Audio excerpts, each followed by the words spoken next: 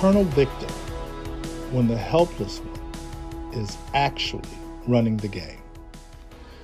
All right, let's get into it. No fluff, no sugarcoating, no, well, on the other hand. All right, now it's energy today. Today we're talking about one of the most exhausting, most underdiagnosed, most dangerous personality types you will ever encounter in your life.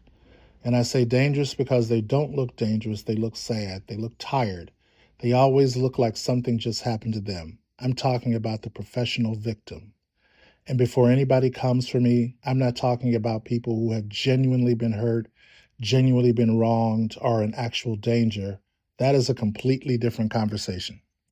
I'm talking about the person in your life who has somehow always just been victimized by their job, by their family, by their ex, by their landlord, by the barista who got the order wrong, by you, especially by you, even when you were the one bleeding.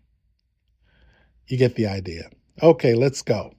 So I want to bring in something I've been studying. That's the concept of behavioral inversion. It's the idea that the person generating the most noise about being harmed is frequently the person generating the most actual harm. And let me say that again. It is the idea that the person generating the most noise about being harmed is frequently the person generating the most actual harm. The loudest victim in the room is often the biggest predator in the room. He talks about how he is struggling to have people understand him. Things are always going wrong. This is a survival mechanism. Somewhere along the line, they learned that claiming helplessness gave them power. It gave them protection. Nobody attacks the wounded, right? Except, and here is where it gets twisted, they use that protection as a launch pad. They use your empathy against you. They weaponize your compassion like it's a loaded gun that they pointed and you just handed it over.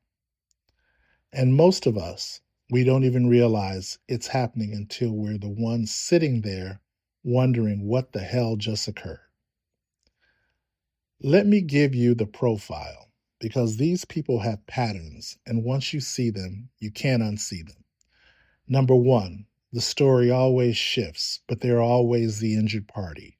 Always. You'll never, I mean never, hear this person say, yeah, I was out of line on that one. The details change, the villain changes, but the casting, they stay the lead victim every single time. Number two, they have an incredible memory for your offenses and complete amnesia about their own. They will recall with crystal clarity that there years ago, you said something in a tone they didn't like. But ask them about the time they blew up your event. They trash talked you to your mutual friends or disappeared when you needed them. Blank, total blank. Selective memory. It's not an accident, it's architecture. Number three, they escalate when they're exposed. When you start to hold this person accountable, even gently, they don't get reflective, they get bigger. The crying gets louder, the crisis appears out of nowhere. Suddenly, there's a new problem that needs your immediate attention, and that accountability conversation just evaporates. It's a masterclass in redirection. I'm not even being sarcastic, but it works. It works because most of us are wired to respond to distress. We drop the thing we're addressing and we run toward the emergency, and they know it. Now, here's the part nobody wants to talk about. What do you do when this person is someone you love? What do you do when it's your mother, your best friend, your partner, your sibling, someone you're not just going to cut off and walk away from? Because it is easy to say, cut toxic people off. It sounds clean, it sounds decisive, but real life is messy. And some of these relationships have 20 years of history in them. And you're not just walking away from that person with this, you're walking away from a version of your life. So, what do? First, and I cannot stress this enough, you stop being their primary emotional ATM. You hear me? ATM. Because that's what you've become. They make a withdrawal every time something goes wrong, and it's always going wrong. You have been funding their emotional economy and getting absolutely nothing back in return, and it has to stop. That doesn't mean you become cold, it means you become boundaried. There's a difference between caring about someone and sacrificing yourself on the altar of their chaos every single week. Second, you stop trying to convince them of their pattern. Oh, and this is going to be difficult because you've seen it so clearly. You've connected the dots. You've got the receipts, the timeline, the whole case built. And you want to sit them down and walk them through it like a presentation. Don't do it. They're not ready for that conversation. And more importantly, that conversation will be used against you. You will become the next villain in their story, the person who has attacked them now, the person who turned on them. You've handed them a new chapter and you wrote yourself in as the bad guy. Third, document everything. I know that sounds cold. I know you feel like you're building a legal case against your friend. And it's not about being adversarial, it's about having clarity. When someone is constantly rewriting history, your memory alone isn't enough. You need to know what actually happened for your own sanity. Because here's the thing, and I want you to really sit with this. There is a high probability that at some point they will turn on you. Not because you did anything wrong, because that's the cycle.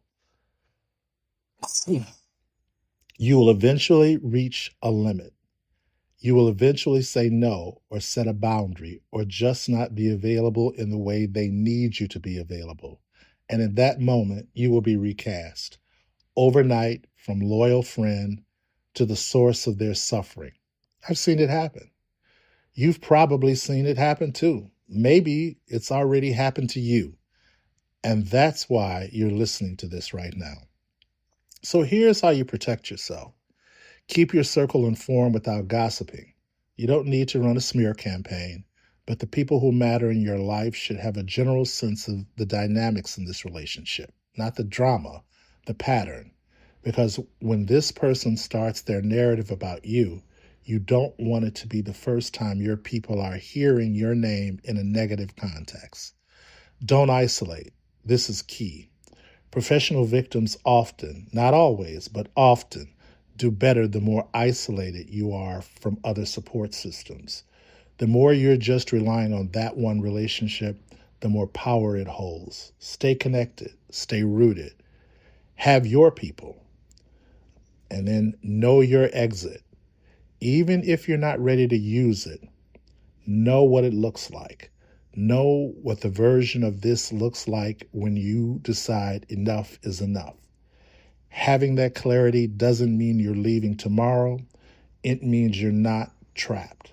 And not being trapped changes how you move in the relationship entirely. And finally, get a therapist or a really trusted neutral advisor, not to analyze them, but to recalibrate yourself. Because after long-term exposure to someone who constantly rewrites reality, your own perception gets foggy. You start doubting yourself. You start wondering if maybe you really are the problem. That's not weakness. That's what sustained manipulation does to a healthy brain. Reality erosion. And it's real. And it's reversible. But you need support outside of that relationship to get your footing back. All right, let me land this plane. I'm not asking you to hate this person. I'm not asking you to announce some dramatic exit or send them this episode. Please do not do that. What I'm asking you to do is see clearly, because the most loving thing you can do for them and for yourself is stop enabling a dynamic that's hurting everybody involved, including them. The victim role. When it's a role and not a reality, it keeps people stuck. And your compliance keeps them comfortable enough in that stuckness to never have to change. You caring about someone does not mean you owe them your peace. Your loyalty is not the same as your silence, and protecting yourself is not betrayal. I want you to see clearly and move accordingly. Okay, I'm out. Again, this is Dr. Philip Montgomery, Behavior 360. I have a favor to ask. Please like, follow, and subscribe. Until the next time.